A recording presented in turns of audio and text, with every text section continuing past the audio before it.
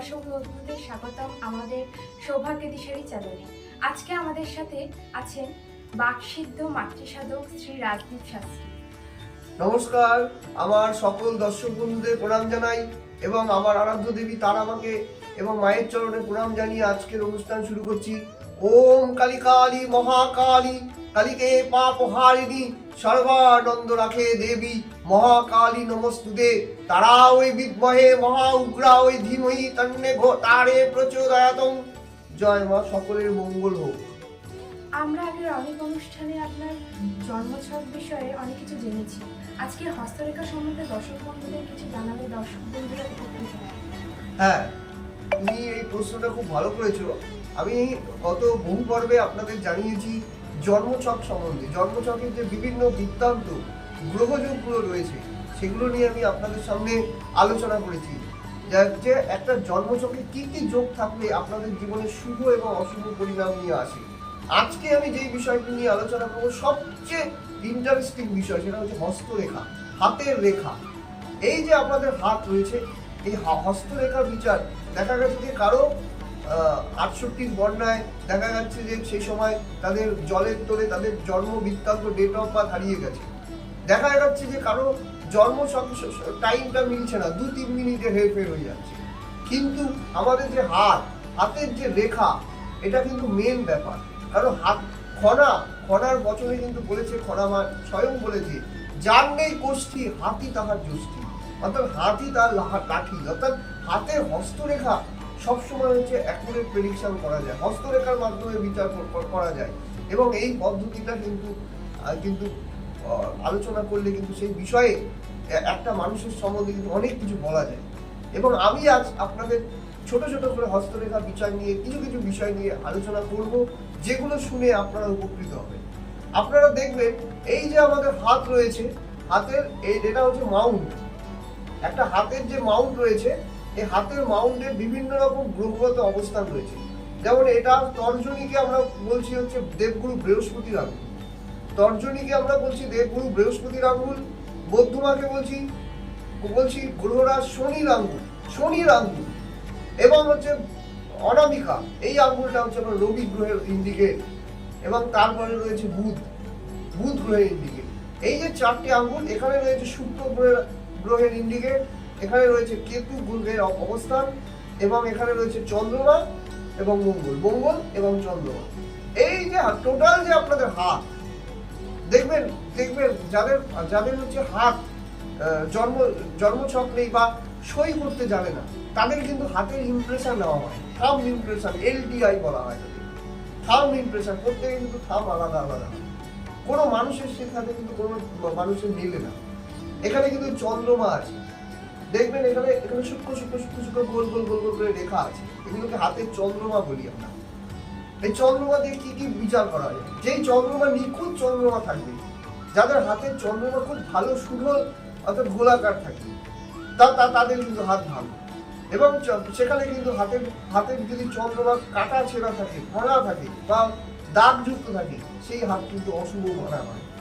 হাতের রেখা কালো মোটা রয়েছে, আপনার হাতের যে রেখা, হস্তরেখা যে রয়েছে না, এই হাতের রেখায় দেখা যাচ্ছে যে হাতের রেখাগুলো প্রচন্ড কালো রেখা যদি প্রচন্ড থাকে, ডিপ কালো, সেটাও কিন্তু একটা অশুভ ইন্ডিকেট হয়। সে কিন্তু প্রচন্ড জেদি হয় এবং নিষ্ঠুর প্রকৃতির হতে পারে।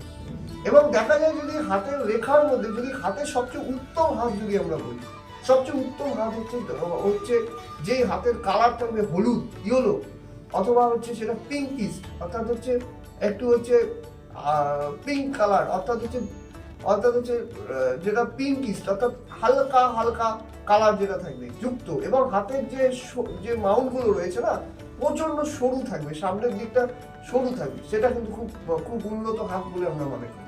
এবং হাতের রেখার প্রথম পর্বগুলোই হচ্ছে মোটা থ্যাবড়া বা খুব গোলাকার ভোতা, সেই হাতগুলো কিন্তু ভালো না। তাই হস্তরেখার প্রচুর বিষয় জানতে হবে। এই যে বৃহস্পতির মাউন্ট, বৃহস্পতি কি দেয়? বৃহস্পতি জ্ঞান, বিদ্যা, অর্থ, সরকারি চাকরি, জ্ঞানী, এগুলো কিন্তু বৃহস্পতি ইন্ডিকেট করে। এবং বৃহস্পতির পরে কিন্তু শনির আঙ্গুল। শনি হচ্ছে কর্মের কারক গ্রহ। যদি বৃহস্পতির আঙ্গুল থেকে কোনো রেখা শনির দিকে বা রবির দিকে চলে যায়, তার কিন্তু জীবনে রবির দিকে চলে যায়, সে কিন্তু বিত্তশালী হবে, সে কিন্তু প্রচুর ধনী হবে, বিত্তশালী হবে। আবার শনি থেকে কোনো রেখা যদি হচ্ছে রবির দিকে যায়, শনি রবি বীজ যোগ, সেটা কিন্তু তার জীবনে কিন্তু অশান্তির ছায়া কিন্তু নেমে আসে এবং দারিদ্রতার কিন্তু সে পরিপূর্ণ হবে। এভাবে কিন্তু আমরা দেখি। হাতের যে এটা রেখা আছে, এটাকে আমরা আয়ু রেখা বলি। এই আয়ু রেখা কে কতদিন বাঁচবে, জীবনে আয়ু তার কতদিন, সে কতদিন জীবনে বেঁচে থাকবে সুন্দরভাবে, সেটা কিন্তু আয়ু রেখার মাধ্যমে। কারণ যে আয়ু রেখা খুব সুন্দরভাবে নিচের দিকে নেমে আসে এবং এখানে রয়েছে মণিবন্ধের সাথে কিন্তু জুড়ে যায় খুব সুন্দরভাবে, তবে দেখবেন সে কিন্তু প্রচুর লম্বা আয়ু কিন্তু তার হবে, এটা কিন্তু বোঝা যায়। এবং হাতের মধ্যে দেখা যাবে যে আরেকটা বিষয় আছে, হাতের এখান থেকে দেখবেন উন্নত রেখা, ছোট ছোট ছোট ছোট উন্নত রেখা উঠে যাচ্ছে ওপর দিকে, বৃহস্পতির দিকে, শনির দিকে। এই যে উন্নত রেখাগুলো ওই বয়সগুলোতে আপনার জীবনে পরিবর্তন হবে। চাকরি পেলেন, কোনো বয়সে আপনি গিয়ে হচ্ছে একটা জমি প্রপার্টি কিনে নিলেন, এইগুলো কিন্তু ইন্ডিকেট করে। একটা সুদক্ষ হস্তরেখা বিধি কিন্তু আপনাকে এগুলো জানিয়ে দিতে পারে আপনার জীবনে কি কি শুভ আছে, আপনার হাতে কি কি যোগ আছে, যার দরুন আপনি কিন্তু জেনে যাবেন। আপনার জন্মছক নেই, চিন্তার কোনো কারণ নেই, আপনার হাত সমস্ত কিছু বলে দেবে জীবনের সমস্ত ঘটনা কিন্তু আপনি জানতে পারবেন হস্তরেখা সুন্দরভাবে বিচার করলে। একটা নিখুঁত বিচার কিন্তু আপনাকে জানিয়ে দেবে দর্শক বন্ধুদের। আপনি তো হাতের বিষয়ে অনেক কিছু বললেন, আপনারা কি করে বোঝেন যে কোনটা ডাক্তারের, কোনটা ব্যবসায়ী বা কোনটা চোরের হাত? হ্যাঁ, তুমি যে প্রশ্নটা করেছো খুব ভালো প্রশ্ন। যে ডাক্তারের হাত যেমন প্রফেশন, ডাক্তার হচ্ছে একটা উন্নত প্রফেশন। ডাক্তারের হাত কিরকম হতে পারে? ডাক্তার হতে গেলে বা মেডিকেল শাস্ত্রে উন্নত পেশা, আমি প্রচুর ডাক্তারের হাত দেখেছি এবং তাদের হাত দেখে হস্তরেখা বিচার করে আমি এইটুকু বুঝতে পেরেছি, এবং আমার যে গুরু রয়েছে তাদের কাছ থেকে আমি যে আমার শিক্ষা, আমি জানতে পেরেছি যে একটা হাতের কি ইন্ডিকেট থাকলে সে একটা ডাক্তার হতে পারে বা একটা হচ্ছে মেডিকেল রিপ্রেজেন্টেটিভ হতে পারে, একটা ডাক্তারি প্রফেশনে সে খুব ভালো নাম করতে পারে। কি ভালো থাকতে হবে আজকে একটু জানিয়ে দিই। আরো ডিটেলস প্রেডিকশন গুলো আপনারা চেম্বারে এলে জানতে পারবেন, কিন্তু আজকে আমি যেটুকু বিষয় আপনাদের জানিয়ে দিচ্ছি সেটা হচ্ছে হাতের রেখার মধ্যে দেখা যাবে যে একটা ডাক্তারের হাত, সে ডাক্তারের হাতে কি থাকতে পারে। মঙ্গল হচ্ছে ব্লাডকে ইন্ডিকেট করে। যদি সে অস্ত্রোপচার করে, মানে সার্জন হয়, তবে কিন্তু তার হাতে মঙ্গলের অবস্থান অবশ্যই ভালো হতে হবে। অবশ্যই মঙ্গলের ক্ষেত্রে একটা ত্রিকোণ চিহ্ন থাকতে পারে, মঙ্গলের স্থানে কিন্তু একটা হচ্ছে চতুষ্কোণ চিহ্ন থাকতে পারে, ত্রিকোণ চিহ্ন থাকে। মঙ্গলের স্থানটা উচ্চস্থ হবে, মঙ্গলে কোনো তিল জাল চিহ্ন থাকবে না, তাহলে কিন্তু সে ভালো ডাক্তার। এছাড়া রবি ভালো থাকতে হবে। রবি হচ্ছে একটা নাম যশ খ্যাতি করি, সৌরজগতের মালিক হচ্ছে রবি। আমি আগেও দর্শক বন্ধুদের বলেছি, রবি কিন্তু গ্রহণযোগ যদি কোনো হরস্কোপে থাকে, সেই হরস্কোপটা কিন্তু নেগেটিভ হরস্কোপ। তেমনই হস্তরেখা যদি রবি খারাপ থাকে, তবে কিন্তু সে ডাক্তার হতে পারবে। মানে ডাক্তারি শাস্ত্রে সে অনেক কিছু মঙ্গলের জন্য জেনে গেল, কিন্তু প্রফেশন ওয়াইজ যে তার নামটা, সেটা কিন্তু সেই জায়গাটা কিন্তু বাধা পাবে। তাহলে এখানে আপনারা আমাকে বলবেন যে তাহলে মেডিকেল শাস্ত্রে যখন সে গেল, সেক্ষেত্রে কি সে নাম যশ করতে পারলো না, সেই রবিটার অশুভ প্রভাবের জন্য এটা কি কোনো প্রতিকার নেই? অবশ্যই আছে। যদি এই জায়গাটা আপনাদের সমস্যা থাকে, তবে এইটা কিন্তু খুব সুন্দর একটা প্রতিবিধান করা সম্ভব, এবং যেটার মাধ্যমে কিন্তু আপনারা রবিটাকে ঠিক করে নিলেই কিন্তু সেই জায়গাটা কিন্তু উতরে যাবে। হয়তো আপনারা জয়েন্ট এন্ট্রান্স দিচ্ছেন আপনার বাচ্চা, মেডিকেলের চান্স নেবে বা প্রফেশন ওয়াইজ চিন্তা করছে উচ্চ মাধ্যমিকের পর, তার একটা ভালো হস্তরেখাটাও তার দেখিয়ে নেবেন জন্মকুণ্ডলীর সাথে সাথে, সেখান থেকে জেনে যাবেন যে ডাক্তার হতে পারবে কিনা। এবং এরপরে কিন্তু আর যে প্রশ্নটা করেছে সেটা হচ্ছে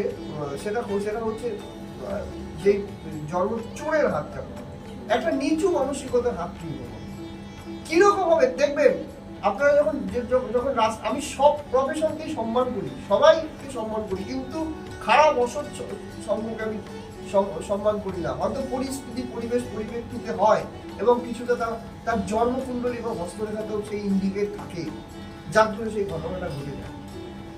দেখবেন হাতগুলো একটু বেটে প্রকৃতি হবে আর কালো হবে, হাতের রেখা প্রচন্ড কালো হবে, ঠিক আছে? এবং মাথার যে স্থানগুলো যেটাকে আমরা বলি চন্দ্রমা, এগুলো এগুলো কিন্তু মোটা মোটা হবে, মানে একটু থ্যাবড়ানো প্রকৃতি হবে, দেখবেন একটু। আর পেছনটা যদি দেখেন কালো এবং কোচকানো হবে, এইগুলো কিন্তু ইন্ডিকেট। আবার আরেকটা জিনিস দেখবেন, বৃহস্পতি স্থানে কিন্তু জাল চিহ্ন থাকবে, তিল চিহ্ন থাকবে। তারপরে বৃহস্পতি বিদ্যা জ্ঞানের কারক গ্রহ, তার মানে তার বিদ্যা জ্ঞানটাকে অপজ্ঞানে পরিণত করলো। রাহু বৃহস্পতি কিন্তু অশুভ জায়গায় এলো, তার কিন্তু সুবুদ্ধিটা কাজ করলো না, সে কিন্তু সেই জায়গায় চলে আসবে। শনি যদি খারাপ থাকে তবে জেল হাজত বাসন। শনি যদি খারাপ থাকে 12 বছরের জেল, 15 বছরের জেল, আপনারা শুনেছেন। এগুলো কি করে হবে? শনি যদি খারাপ থাকে, শনি স্থানে যদি তিল চিহ্ন থাকে, এর পাশাপাশি যদি এগুলো রেখার পাশাপাশি যদি শনি স্থানে তিল জাল চিহ্ন থাকে, বা শনি স্থানে যদি হচ্ছে অশুভ চিহ্ন থাকে, এখান থেকে যদি একটা রেখা নেমে গিয়ে রবির দিকে চলে যায়, সেক্ষেত্রে কিন্তু জেল হাজত বাস হওয়ার সম্ভাবনা তার থাকবে। এবং বদনাম যোগ যদি হয়, সেক্ষেত্রে যদি সে 10 জনের সামনে যদি সে অপরাধটা জেনে যায়, সেক্ষেত্রে রবির একটা ভূমিকা রয়েছে। সে রবি যদি খারাপ থাকে, রবি স্থানে যদি জাল চিহ্ন থাকে, কোয়াস থাকে, সেক্ষেত্রে কিন্তু সেই ঘটনা কিন্তু আরো প্রবল আকার ধারণ করবে। আজ আপনার কাছ থেকে হস্তরেখা বিষয়ে আমরা অনেক কিছু জানলাম। আশা করি দর্শক বন্ধুরা এই প্রোগ্রামের মাধ্যমে উপকৃত হবেন। যাদের জন্মকুণ্ডলী নেই তারা শ্রী রাজদীপ শাস্ত্রীর কাছ থেকে হস্তরেখার মাধ্যমে সবকিছু জেনে নিতে পারেন। ধন্যবাদ জানাই আপনাকে এবং সৌভাগ্যশালী সকল দর্শক বন্ধুদের। নমস্কার। নমস্কার।